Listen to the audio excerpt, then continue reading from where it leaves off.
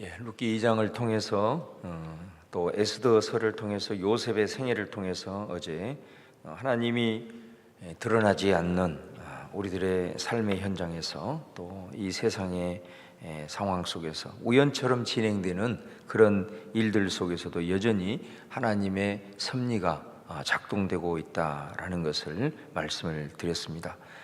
우리들의 삶의 어떤 순간이든 누구와의 만남이든 그 속에서 나를 향하신 하나님의 섭리가 작동되고 있음을 발견하시고 또 믿으시고 또 살아가는 우리 성도님들 다 되시기를 주님의 이름으로 축원을 드립니다.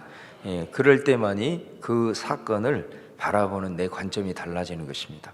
그리고 그런 섭리의 관점을 가져야만이 내가 지금 만나고 있는 사람을 대하는 자세가 달라지고 또 내가 지금 지내고 있는 이 때를 기회로 살 수 있고 때로는 힘들고 어려운 상황이지만 그 상황을 헤쳐나갈 수 있는 바로 힘이 바로 우연한 사건 속에서 여전히 하나님이 일하고 계시고 뜻하심이 이루어가고 있다는 섭리신앙이 이렇게 중요한 것입니다.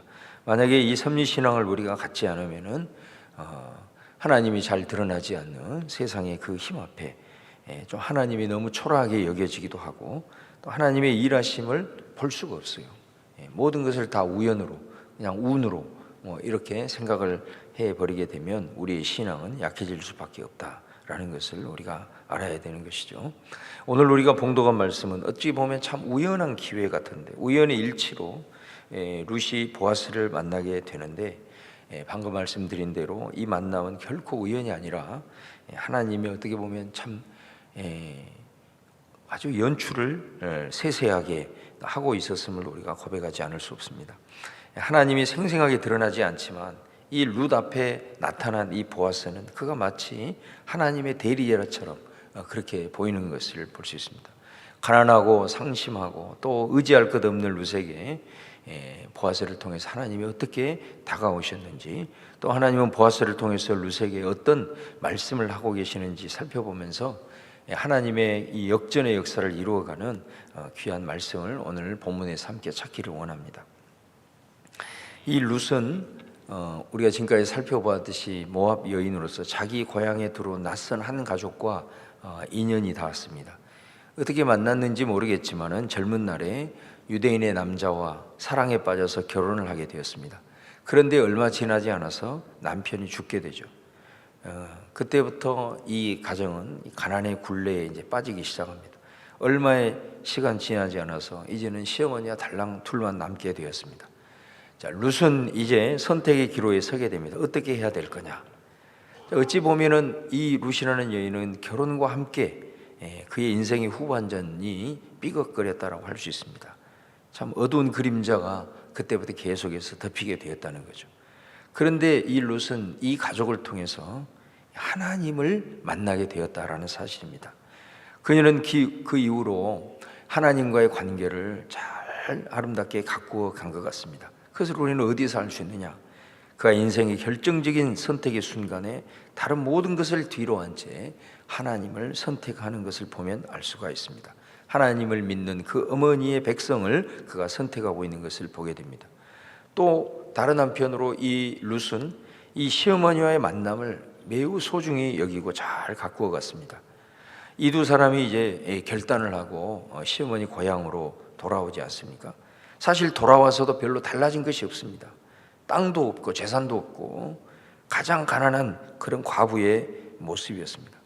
그러니까 여러분, 룻이 하나님을 선택한 것이 그의 삶에 얼마나 큰 영향을 끼쳤는지 우리가 룻기 1장을 이렇게 살펴보면은 실감이 나는 거거든요.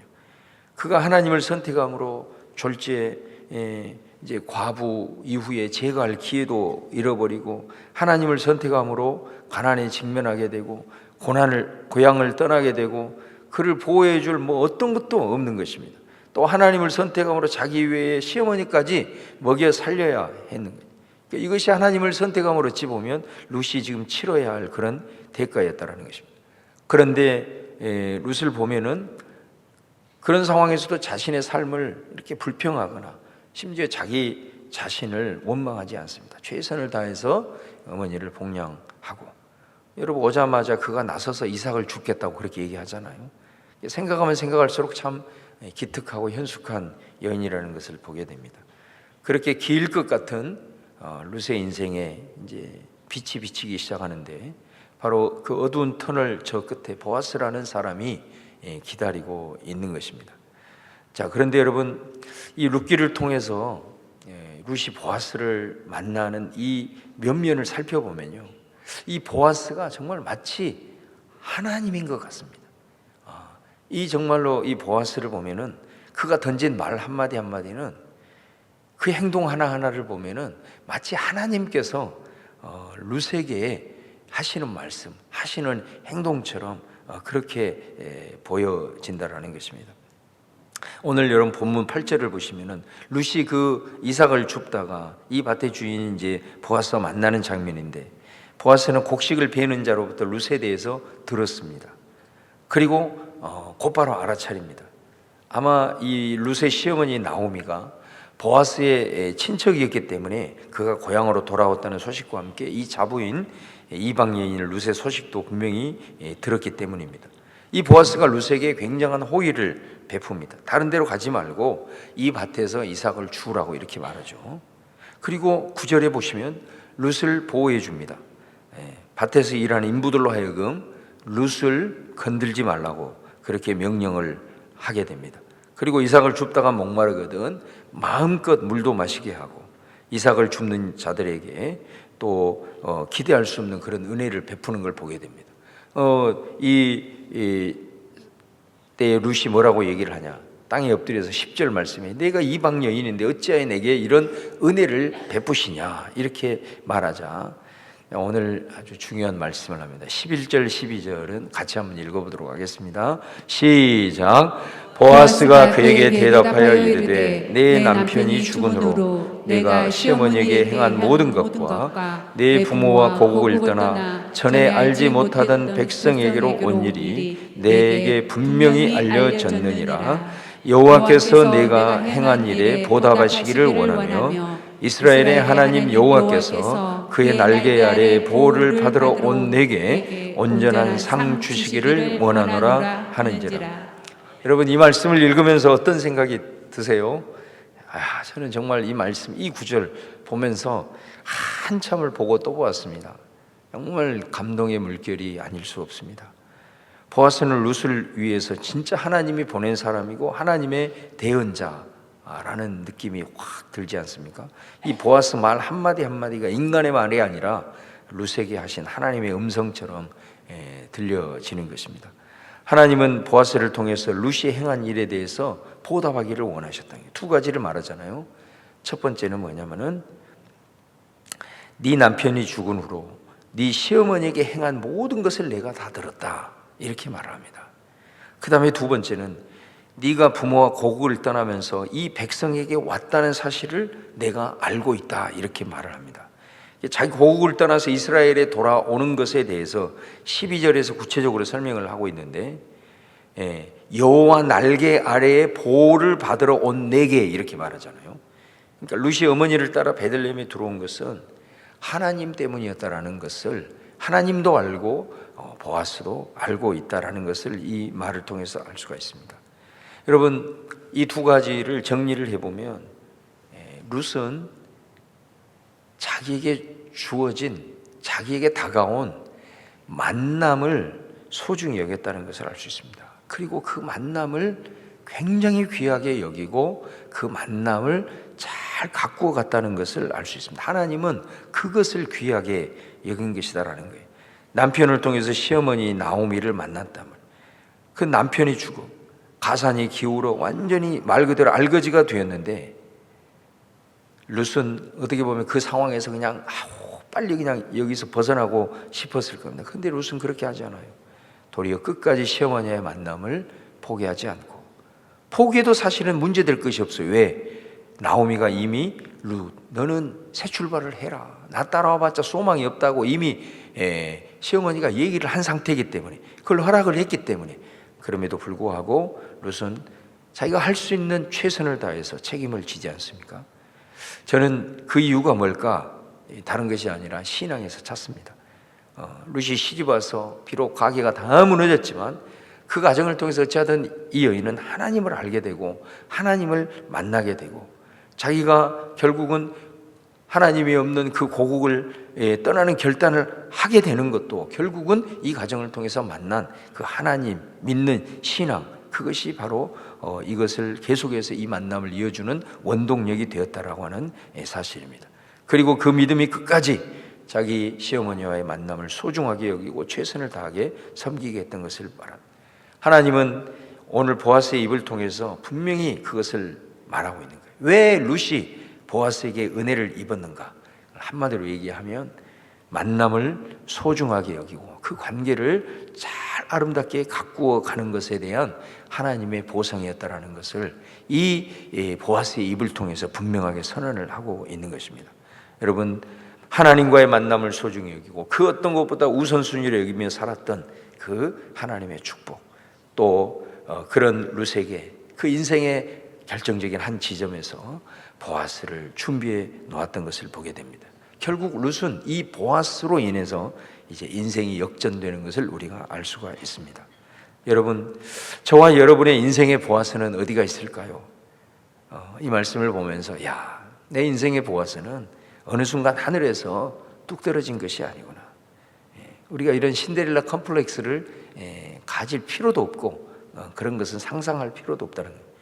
내 인생의 보아스는 지금 내게 다가온 한 사람, 그 만남을 소중하게 여길 수 있는 사람, 그것을 아름답게 가꾸어 가면서 관계에 최선을 다하는 자들에게 하나님은 이런 보아스와 같은 보상을 허락하신다는 사실입니다. 여러분, 지금 이 시대가 사사시대라고 그랬잖아요. 자기 소견에 옳은 대로 행한다 이 말. 자기를 위하여는 남을 짓밟는 것이 상식처럼 생각되어지는 것이 바로 사사기의 시대라는 거예요. 그런 시대 속에서 이 룻의 모습은 정말 이 어두운 시대 속에 한 줄기 빛을 비춰주는 빛과 같고 그 빛으로 온 세상을 환하게 밝히는, 정말로 이 글 자체가 너무나도 아름다운 서정시 같은 그런 느낌을 받게 됩니다. 지금 여러분이 만나고 있는 사람이 누굽니까? 그 만남이 정말로 소중하다는 사실을 여러분 깨닫고 우연한 만남으로 여기지 말고 그 만남 하나하나에 정말로 하나님의 또 섭리를 깨달으면서 내게 주신 그 만남을 소중히 잘 가꾸어 갈 수 있기를 주님의 이름으로 축원을 드립니다. 여러분, 좀 새벽이지만 좀 거시기 하지만은 좀 옆에 남편이나 아내가 있거나 아니면 우리 옆에 성도들이 있는데 한번 이렇게 한번 고백 한번 해보시겠어요? 당신은 저에게 참 소중한 사람입니다. 한번 인사 그렇게 한번 해보세요. 예. 내 인생의 보아스는 만남이, 관계가 또 엮어진 것들이 때로 힘들고 벗어나고 싶고 평생 져야 할 무거운 짐처럼 여겨진다고 하더라도 그것을 묵묵히 지고 그 만남을 소중하게 가꾸어 가는 자들, 하나님은 결코 그것을 그냥 지나치지 않고 반드시 어떤 모습으로든 우리들의 삶에 인생의 보아스를 허락하여 주실 줄로 믿습니다. 여러분, 일본에서 경영의 신으로 알려진 우리가 잘 아는 파나소닉이라고 하는 회사를 창업한 마쓰시다 고노스케라는 사람입니다. 이 사람은 94세에 이제 죽을 때까지 자기 산하의 570개 자회사에 종업원만 13만 명을 거느린 그런 대기업 총수였는데요. 그가 어렸을 때 아버지가 파산해가지고 초등학교 4학년 때 학업을 포기했습니다. 9살 때 자전거 점포 점원으로 일하기 시작했습니다. 일을 하면서도 그 어머니가 그리워서 늘 눈물을 흘리던 울보 소년이었다고 합니다. 그러다가 전등회사 견습공으로 취직하여 직공으로 일하다가 늦은 나이에 학교에 복학을 해서 공부를 했지만 2년 만에 다시 중퇴를 합니다. 그러던 그가 후에 일본 굴지의 기업의 총수가 되었습니다. 어느 날 한 직원이 마쓰시다 회장에게 이렇게 묻습니다. 회장님은 어떻게 해야 이렇게 큰 성공을 거두었습니까? 그때 마쓰시다 회장이 자신이 3가지 하늘의 큰 은혜를 입었다, 그렇게 대답을 했답니다. 그 3가지 은혜가 뭐냐면은 첫 번째가 가난한 것, 두 번째가 허약한 것, 세 번째가 못 배운 것, 이렇게 대답을 했답니다. 이 소리를 듣고 이 직원이 깜짝 놀라서, 아니 이 세상에 불행이란 불행한 것을 다 모두 갖고 나셨는데 그걸 하늘의 은혜라고 하니 이해할 수 없다, 이렇게 말을 하자 마쓰시다 회장이 이렇게 대답을 했답니다. 나는 가난 속에서 태어났기 때문에 부지런하지 않고는 살 수가 없었다는 진리를 깨달았다. 나는 너무나도 허약하게 태어났기 때문에 그 덕분에 건강의 소중함도 일찍 깨달아서 몸을 아끼고 건강에 힘써 지금도 90살이 넘었어도 30대 건강으로 겨울철 냉수마찰을 한다네.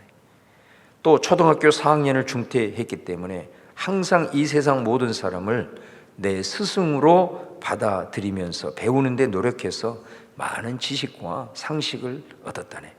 이런 불행한 환경이 나를 이만큼 성장시켜 주었기 때문에 나는 하늘이 준 은혜라고 여기고 감사하며 지금까지 살아왔다네, 이렇게 말을 했답니다. 비록 가난했지만은 부모와의 만남, 또 자신의 몸의 연약함, 배우지 못한 것, 이 모든 것은 다 불행이라고 할 수 있죠. 그러나 그거를 하늘의 은혜로 여기고 열심히 자신을 훈련해서 누구보다도 값진 그런 훌륭한 인생을 살았다는 사실입니다. 여러분, 우리 성경에도 보면은 끊임없이 우리에게 두려워하지 염려하지 말아라, 네 상황에 주눅들지 말아라, 만남과 관계가 힘들다고 포기하거나 쉽게 체념하지 말아라. 성경의 위인들은 절대로 자신의 상황을 탓하지 않았어요. 성경의 인물 한 사람 한 사람을 보세요. 그 사람들이 만남을 쉽게 생각했는지, 자기 옆에 있는 관계를 쉽게 생각했는지, 그 사람들은 다 만남을 소중히 여기고 관계를 통해서 하나님의 복이 부어진다는 사실을 믿고 살아갔던 사람들이에요. 그 만남이 내 의지와 상관없는 내가 선택한 만남과 상황이 이든 간에 아니든 간에 우리에게 주어진 관계를 아름답게 만들어 가는 데 있어서 내가 할 수 있는 만큼에 있어서 믿음의 시선을 가지고 최선을 다해야 하는 것입니다. 무엇보다도 여러분, 하나님과의 만남을 잘 가꾸어 가시기를 바랍니다. 그것이 신앙입니다. 그리고 하나님과의 만남을 잘 가꾸어 가듯 사람과의 만남을 잘 가꾸어 가야 합니다. 저는 그것을 신앙 생활이라고 얘기를 하는 겁니다. 하나님과의 만남을 가꾸어 가는 것이 신앙이고, 사람과의 만남을 잘 가꾸어 가는 것이 진짜 믿음 있는 사람들의 삶의 진짜 모습이다라는 것입니다. 환경을 보지 않고 신앙으로 환경을 극복하기 위해서 최선을 다했던 룻, 불행한 만남이었다 하더라도 그 만남을 소중히 여기고 아름답게 가꾸어 가는 룻에게 하나님은 보아스를 그 인생의 선물로 허락하셨던 것을 보게 됩니다. 하나님을 믿는 그 믿음으로 여러분, 부모와의 만남을 소중하게 잘 가꾸어 가시고 지금 배우자와의 만남을 잘 가꾸어 가시기를 바랍니다. 또 직장의 동료나 교회 안에서의 만남을 소중하게 여기고 여러분 잘 가꾸어 가시기를 바랍니다. 비록 그 과정이 좀 힘들고 어렵고 낙심이 되더라도 내 인생에 주어진 이 보아스와의 만남과 소중을 가꾸어 가는 자들에게 이 보아스는 하나님이 주신 축복이고 선물이라는 사실을 꼭 기억을 하면서 하나님, 내 주변에 있는 이 만남을 소중하게 여기고 이 룻처럼 잘 가꾸어 가서 우리 하나님, 그 사람들이 내 인생의 보아스가 될 것을 내가 바라보면서 오늘 말씀을 믿음으로 취하오니 나를 받으시고 또 여러분 가운데 그런 결단이 있기를 주님의 이름으로 축원을 드립니다.